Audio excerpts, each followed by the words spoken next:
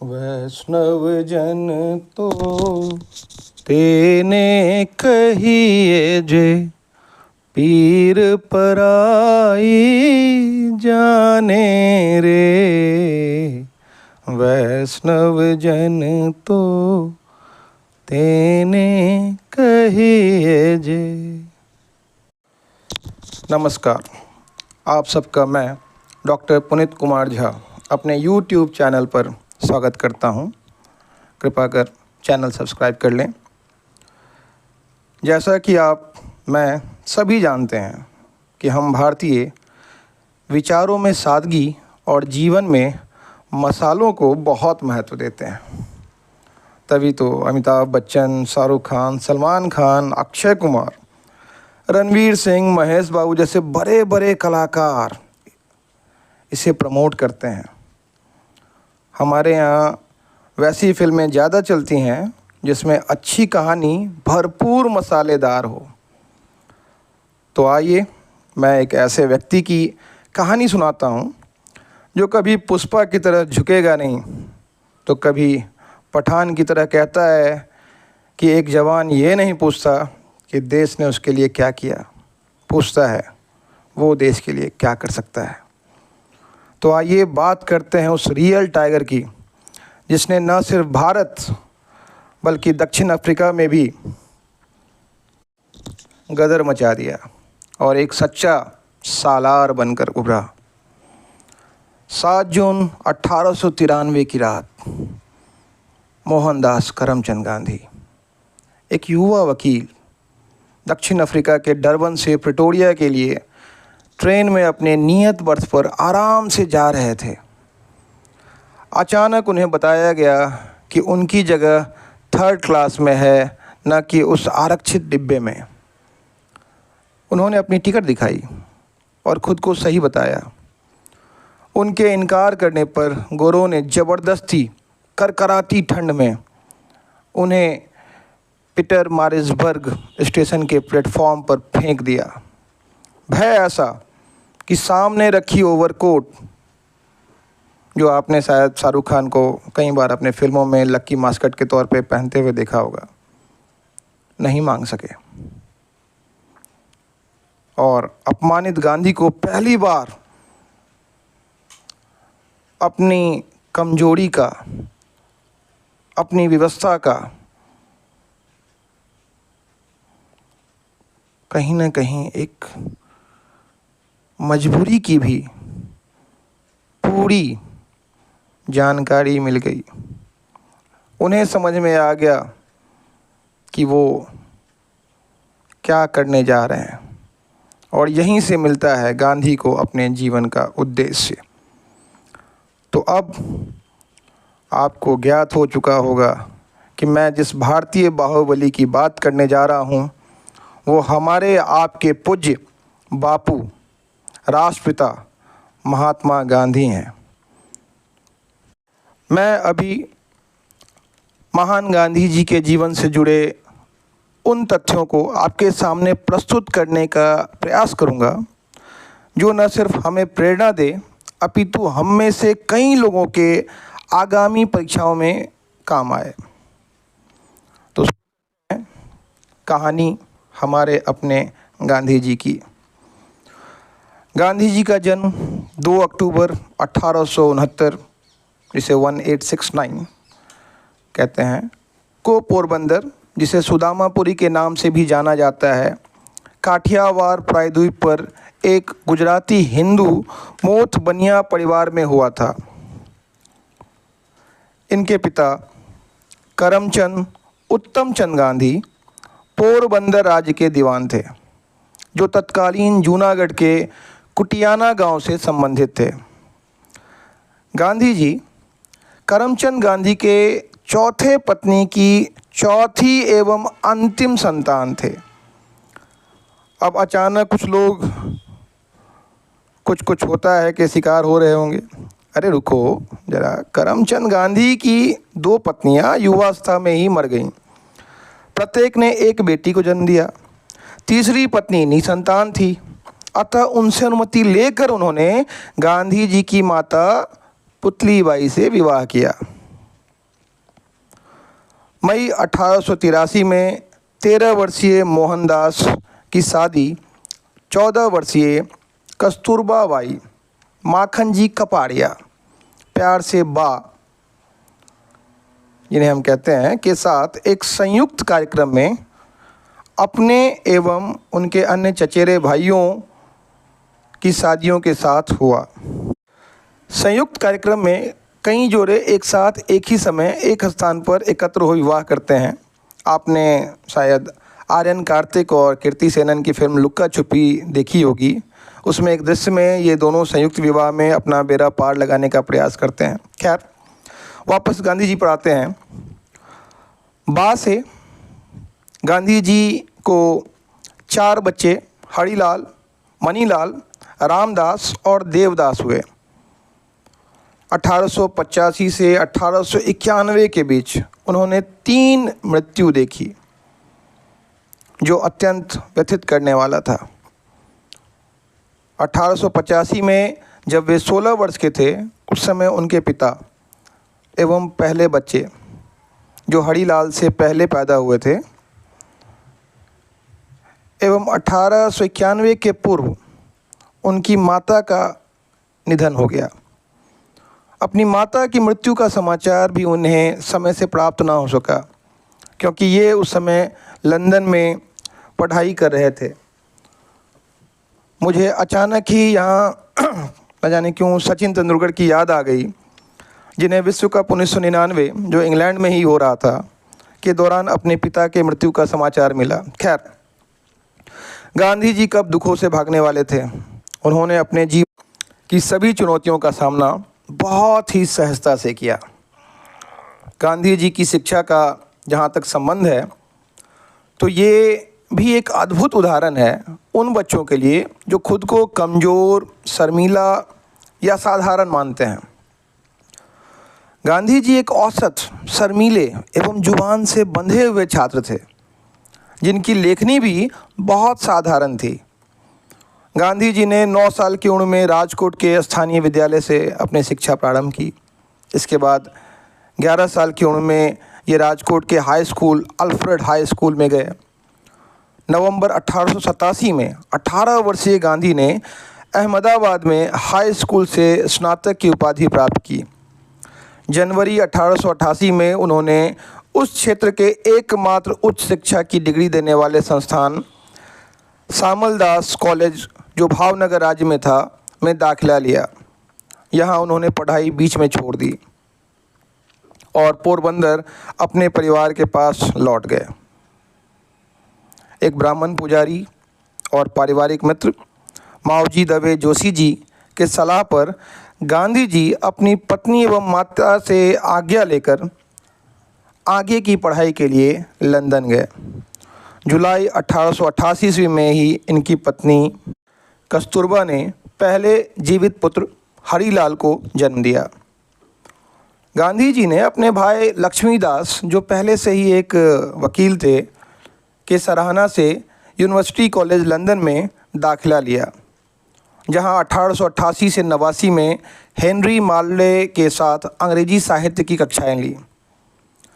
उन्होंने बैरिस्टर बनने के इरादे से इनर टेम्पल के इंस of court school of law में भी दाखिला लिया।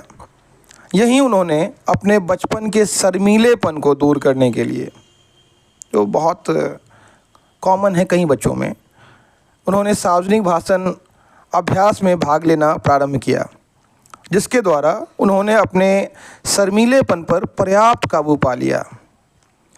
22 साल की उम्र में गांधी जी को जून 1891 में बार एसोसिएशन, वकीलों का एक पेशेवर संघ है जो आमतौर पर एंग्लो अमेरिकी प्रकार के न्याय शास्त्र का पालन करने वाले देशों में आयोजित किया जाता है, में बुलाया गया। बम्बई में कानून की प्रैक्टिस स्थापित करने के उनके प्रयास पूरी तरह से विफल रहे। अब वादियों के लिए याचिका तैयार करने वाले साधारण व्यक्ति के तौर पे वे वापस राजकोट में रहने चले आए। अजीब विडंबना है, 2007 में संयुक्त राष्ट्र महासभा ने जिस गांधी के जन्म 2 अक्टूबर को अंतर्राष्ट्रीय अहिंसा दिवस घोषित कर दिया, जिसे टाइम पत्रिका ने 1930 में वर्ष का सर्वश्रेष्ठ व्यक्ति घोषित किया। जो टाइम पत्रिका की 1999 की सदी के सबसे महत्वपूर्ण लोगों की सूची में अल्बर्ट आइंस्टाइन के बाद दूसरे स्थान पर था, जिसमें गांधी जी को हमारे युग का सबसे महान व्यक्ति घोषित कर दिया। नागपुर विश्वविद्यालय ने जिन्हें LL.D. डॉक्टर ऑफ लॉ की डिग्री दी, जिस व्यक्ति को 2011 में टाइम की उस समय के सभी शीर्ष 25 राजनीतिक प्रतीकों के बीच में शीर्ष स्थान प्राप्त हुआ, जिस गांधी जी को 1937 से 1948 के बीच 5 बार नोबेल शांति पुरस्कार के लिए नामांकित किया गया।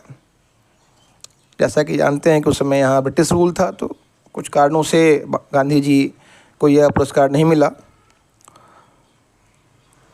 और पुरस्कार न देने की वजह से नोबेल समिति द्वारा खेद व्यक्त किया गया, जिन्हें मरने के कई वर्ष बाद भी 1995 में नॉर्थ अमेरिकन वेजिटेरियन सोसाइटी ने वेजिटेरियन हॉल ऑफ फेम में शामिल कर खुद को गौरवान्वित महसूस किया हो। उसका जीवन साधारण तो नहीं हो सकता था। तो आइए चलते हैं उस व्यक्ति के बौद्धिक दुनिया में, जहां इनके जीवन का सच्चा शक्तिपुंज दिखाई देता है। 1931 में भौतिक विज्ञानी अल्बर्ट आइंस्टीन ने गांधी के साथ पत्रों का आदान प्रदान किया और उन्हें आने वाली पीढ़ियों के लिए एक आदर्श कहा, जिसकी शुरुआत होती है भारतीय क्लासिक्स, विशेष रूप से श्रवण और राजा हरिश्चंद्र की कहानियों से। इसका जिक्र करते हुए एक बार गांधी जी अपने आत्मकथा में कहते हैं, इसने मुझे परेशान किया और मैंने अनगिनत बार हरिश्चंद्र को अपने जीवन के आसपास पाया और उसका अभिनय किया।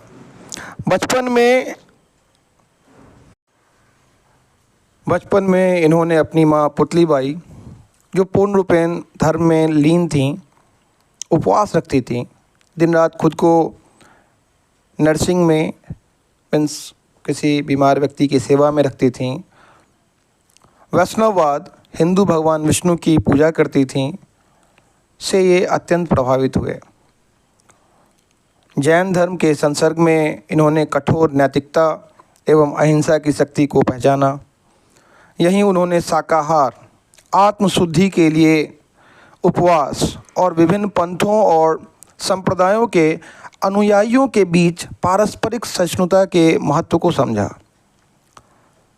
रायचंद भाई और गोपाल कृष्ण गोखले को गांधी अपने शिक्षक के रूप में देखते थे। टॉलस्टॉय और गांधी नियमित रूप से पत्र व्यवहार करते थे। सत्य और नैतिकता पर दोनों के विचार लगभग समान थे और दोनों के नायक भी बुद्ध, सुकरात और मोहम्मद ही थे। टॉलस्टॉय की पुस्तक the kingdom of God is with in you ने गांधी जी को बहुत प्रभावित किया था। रस्किन की पुस्तक अनटू दिस लास्ट ने तो मानो गांधी जी पर जादू कर दिया था। इस पुस्तक को उन्होंने सर्वोदय नाम दिया और इसे पढ़ाने का निर्णय लिया। गांधी जी स्वयं कहते हैं, 3 आधुनिक लोगों ने मेरे जीवन पर गहरी छाप छोड़ी है और मुझे मंत्रमुग्ध किया। रायचंद भाई ने अपने जीवंत संपर्क से, टॉलस्टॉय ने अपने पुस्तक the kingdom of God is with in you से और रस्किन ने अपनी अनटू दिस लास्ट से। इसके अलावा गोपाल कृष्ण गोखले, जिन्हें इनका राजनीतिक गुरु भी माना जाता है, गीता, बाइबल और इनके मित्र हेनरी सॉल्ट के परामर्शों का भी गांधी जी पे एक बड़ा प्रभाव था। कहते हैं, वक्त से लड़कर जो नसीब बदल दे, इंसान वही जो अपनी तकदीर बदल दे।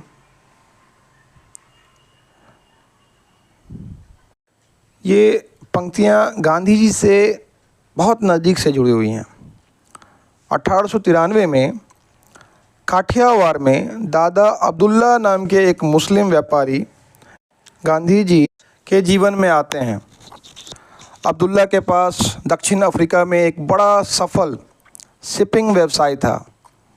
जोहानसबर्ग में उनके दूर के चचेरे भाई को एक वकील की आवश्यकता थी और उन्होंने काठियावाड़ी विरासत वाले किसी व्यक्ति को प्राथमिकता दी। गांधी ने काम के लिए उनके वेतन के बारे में पूछताछ की। उन्हें कुल वेतन 105 पौंड और यात्रा व्यय की पेशकश मिली। दक्षिण अफ्रीका के नेटाल कॉलोनी में कम से कम 1 साल की प्रतिबद्धता के बावजूद उन्होंने पेशकश स्वीकार कर ली। यहाँ से अब 1914 तक लगभग 21 वर्षों का गांधी जी का प्रवास प्रारंभ होता है। अब हम पुनः वहीं पहुँचते हैं जहाँ गांधी जी को ट्रेन से बाहर फेंक दिया गया था। उनके पास इस विषम परिस्थिति में 2 विकल्प थे। पहला, अपमान को भूलकर सामान्य जीवन जिएं या फिर बेवजह के इस अपमान के विरुद्ध उठ खड़े हों, जहां कठिनाई के साथ जीवन जाने की भी आशंका थी। गांधी जी जिस समय दक्षिण अफ्रीका पहुंचे उस समय यह आंतरिक रूप से बटा हुआ था। रंग भेद, नस्लवाद, असमानता एवं अनैतिक कानूनों का बोलबाला था। इतिहासकार रामचंद्र गुहा लिखते हैं कि इन्हीं विचित्र परिदृश्यों ने गांधी जी के व्यक्तित्व के अहम पहलुओं, स्वतंत्रता सेनानी, समाज सुधारक, धार्मिक बहुलतावादी और महात्मा का निखार किया। रामचंद्र गुहा की किताब गांधी बिफोर इंडिया बताती है कि कैसे दक्षिण अफ्रीका ने जोशीले भोले वकील को एक चतुर, दूरदर्शी और केंद्रीकृत विचारों वाले कार्यकर्ता में बदल दिया। दक्षिण अफ्रीका में भारतीय अलग अलग पृष्ठभूमियों से आए थे। शुरुआत में उन्हें व्यापारियों से सहारा मिला। गांधी जी को डरबन उनका पहला कर्म क्षेत्र बना और यहीं मज़दूरों और खोमचे वालों के संघर्ष को उन्होंने बहुत नज़दीक से देखा। 1894 में भारतीयों के लिए मतदान के अधिकार के सवाल पर विचार करने के लिए नेटाल इंडियन कांग्रेस का जन्म हुआ। यहाँ 3 साल के प्रवास और संघर्ष के बाद 1896 में गांधी भारत लौटे, लेकिन नेटाल भारतीय कांग्रेस के अनुरोध के कारण अपने परिवार के साथ डरबन लौट आए। इसी वर्ष वर्धा योजना भी पहली बार इनके विचार में आई, जिसकी बात हम लोग आगे करेंगे। जब गांधी जी वापस डरबन आए तो श्वेत समुदाय ने इनका कड़ा विरोध किया। 3 सप्ताह के बाद जब जहाज को किनारे कर उन्हें उतरने की अनुमति मिली तो वहाँ की भीड़ ने उन्हें पकड़ लिया और बड़े बेरहमी से इनकी पिटाई की। उनके दोस्त एवं समर्थक पारसी रुस्तम जी के सहयोग से ये वहाँ से निकल पाए। गांधी जी जिस जहाज़ से वापस आए उसका नाम क्रूर लैंड था और नियति भी उस समय काफ़ी क्रूर थी। पर यहाँ अब एक अलग गांधी सामने आता है जो भयभीत नहीं, परिपक्व है। लंदन के उपनिवेश मंत्री के तार पर जब स्थानीय सरकार ने कार्रवाई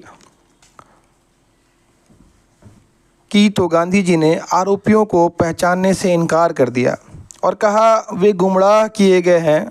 जब उन्हें सच्चाई का पता चलेगा तब उन्हें अपने किए का पश्चाताप खुद होगा। अपनी इस दूसरी यात्रा में गांधी जी अंग्रेजी बैरिस्टर नहीं, एक मितव्ययी व्यक्ति थे जिसने जीने की कला सीख ली थी। अब वो अपना सारा काम स्वयं करते, लोगों की सेवा में समय देते, यहाँ तक कि प्रतिदिन 2 घंटे कंपाउंडर बनकर चैरिटेबल अस्पताल में देते। अपने दोनों बेटे के साथ भतीजे को भी पढ़ाते। गांधी जी ने 1899 में बोअर युद्ध के प्रकोप के दौरान अंग्रेज़ों के लिए भारतीय एम्बुलेंस कोर का आयोजन किया ताकि ब्रिटिश मानवता को समझ सके, लेकिन भारतीयों पर जातीय भेदभाव और अत्याचार जारी रहा।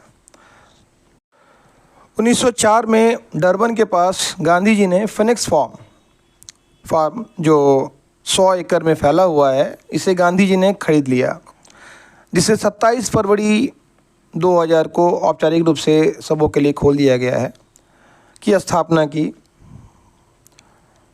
जहां गांधी ने अपने कैडर को शांतिपूर्ण संयम, जिसे अहिंसक सत्याग्रह भी कह सकते हैं, के लिए प्रशिक्षित किया। इस फार्म को सत्याग्रह का जन्म स्थान माना जाता है। महात्मा गांधी ने पहला अहिंसात्मक सत्याग्रह अभियान सितंबर 1906 में स्थानीय भारतीयों के खिलाफ गठित ट्रांसवाल एशियाटिक अध्यादेश के विरोध में आयोजित किया। उसके बाद उन्होंने जून 1907 में काले अधिनियम के खिलाफ सत्याग्रह किया। यहाँ सत्याग्रह शब्द, जिसका इस्तेमाल गांधी जी ने अपने निशस्त्र प्रतिकार अथवा निष्क्रिय प्रतिरोध पैसिव रेसिस्टेंस के लिए किया, के लिए गांधी जी ने एक प्रतियोगिता की, जिसमें स्वर्गीय मगन लाल गांधी ने एक शब्द सदाग्रह सुझाया, जिसमें थोड़ा परिवर्तन कर उसे सत्याग्रह बना दिया गया। अमेरिका के दार्शनिक थोरो ने जिस सिविल डिसओबीडियंस, सविनय अवज्ञा की टेक्निक का वर्णन किया है, सत्याग्रह शब्द उस प्रक्रिया से मिलता जुलता था। सत्याग्रह में हिंसा के लिए कोई स्थान नहीं था।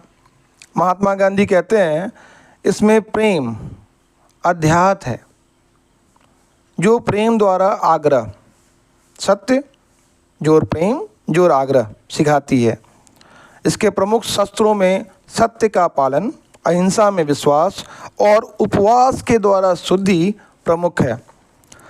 सत्याग्रह के पथ पर चलकर जिन्होंने अपना नाम बनाया है, उनमें आचार्य विनोबा भावे, दार्शनिक बर्ट्रैंड निग्रो, नेता मार्टिन लूथर किंग, इटली के डैनली डोल्ची आदि प्रमुख हैं।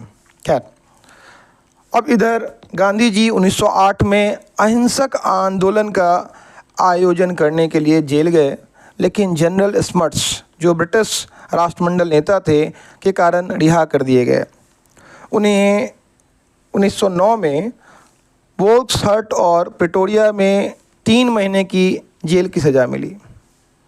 रिहा होने के बाद गांधी जी भारतीय समुदाय की सहायता लेने के लिए लंदन गए, लेकिन उनका प्रयास सर्वथा व्यर्थ रहा। इसी दौरान उन्होंने हिंद स्वराज 1909 की बहुत प्रसिद्ध पुस्तक है, जिसे उन्होंने गुजराती में लिखा। यह 30,000 शब्दों की लघु पुस्तिका है, जिसमें उन्होंने कहा था कि भारत में ब्रिटिश शासन भारतीयों के सहयोग से स्थापित किया गया था। यहाँ स्वराज की तुलना शिव के 3 नेत्रों से किया गया, जो थे आत्मशुद्धि, हिंदू मुस्लिम एकता एवं खद्दर। काका कालेलकर की प्रस्तावना के साथ दक्षिण अफ्रीका में सर्वप्रथम 1910 में हिंद स्वराज पुस्तक स्वरूप में प्रकाशित हुआ। यहाँ प्रसंगवश बताना चाहूँगा कि इंडियन ओपिनियन, जिसके द्वारा हिंद स्वराज प्रकाश में आया, की स्थापना गांधी ने किया था। 1904 में इस अखबार का प्रकाशन कार्यालय डरबन के निकट फिनिक्स में स्थानांतरित किया गया। माखनलाल हीरालाल इसके पहले संपादक थे और इसमें गिरमिटिया श्रमिकों पर श्रमिक के तौर पे जो उनके साथ गलत बातें होती थीं पर विशेष प्रकाश डाला गया। हिंद स्वराज को भारत में ब्रिटिश सरकार ने पूर्ण रूपेण प्रतिबंधित कर दिया। कारण आप सब समझ सकते हैं। गांधी जी ने 1910 में टॉल्स्टॉय फॉर्म, जिसे उनके दोस्त एवं वास्तुकार हर्मन कालेनबाख ने दान किया था, की स्थापना की।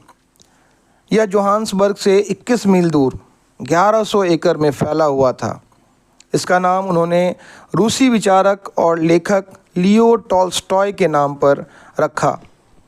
यहाँ सत्याग्रह को विरोध के हथियार के रूप में ढाला गया। गांधी जी ने 1913 में गैर ईसाई विवाहों के ओवरराइड के खिलाफ लड़ाई लड़ी। ट्रांसवाल में उन्होंने एक अन्य सत्याग्रह भारतीय नाबालिग पीड़ितों के लिए अपने 2000 भारतीयों के साथ किया। दक्षिण अफ्रीका में अपमान से जिस संघर्ष की ओर गांधी बढ़े थे, उसका अंत सोलोमन आयोग की रिपोर्ट, जो मार्च 1914 में 38 पन्नों में छपा, ने कर दिया।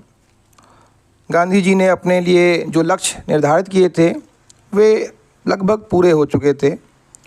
उन्होंने अभियान के हिस्से के रूप में स्वर्ण कानून, स्थान व्यापार प्रतिबंध, व्यापार लाइसेंस कठिनाइयाँ, अंतर प्रांतीय यात्रा प्रतिबंध और भूमि के स्वामित्व पर प्रतिबंध की अनुमति देने से इनकार चुना था। समझौतों पर सहमति के बाद 8 वर्षों का संघर्ष समाप्त हुआ। अपनी विदाई में गांधी जी ने भारतीयों को प्रांतवाद के आगे न झुकने की सलाह दी। उच्च और निम्न के सभी विचार त्यागने को कहा। गंदे तरीकों से छुटकारा पाने, सोने की तस्करी बंद करने, शराब की लत छोड़ने और गिरमिटिया भारतीयों को कोलचा कहना बंद करने का आग्रह किया। दक्षिण अफ्रीकी सरकार की रक्त और लौह नीति के विरुद्ध गोखले ने गांधी जी की सहायता की और इसके लिए उन्होंने C.F. एंड्रूज और W. पियर्सन को भेजा और सबके सहयोग के बाद आए भारत राहत अधिनियम ने गांधी का कद आसमान से भी ऊंचा कर दिया। दक्षिण अफ्रीका में विरोध आयोजन के अपने अनुभव से गांधी ने नेतृत्व और राजनीति की अपनी शैली, जिसमें सीमित संसाधनों से संघर्ष कर लक्ष्य प्राप्त करना शामिल था, अब अपना परिचय बना लिया था। नरसिंह मेहता, जो गुजरात प्रांत के प्रसिद्ध संत कवि थे, ने लिखा था, वैष्णव जन तो तेने कहिए जे, पीर पराई जाने रे, पर दुखे उपकार करे तो ये, मन अभिमान ना आने रे। अर्थात सच्चा वैष्णव व्यक्ति उसी को कहना चाहिए जो दूसरों के दुख दर्द पीड़ा को समझता हो। दूसरे के दुख को देखकर जब व्यक्ति उसकी भलाई करे तो अपने मन में किसी प्रकार का अभिमान न आने दे। गांधी जी ने शायद इसे पूर्ण रूपेण अपने जीवन में आत्मसात कर लिया, जिससे उन्होंने न सिर्फ भारतीय समुदाय, जो अपने आप में इतना विविधतापूर्ण है, बल्कि गोरों एवं पश्चिमी संस्कृति में भी अपनी जगह बनाई। अपने अगले भाग में मैं कोशिश करूंगा कि आपको उनके जीवन के कुछ अन्य चीज़ों की जानकारी दे सकूं और बता सकूं कि क्यों 150 से अधिक देशों ने गांधी जी पर डाक टिकट जारी की है।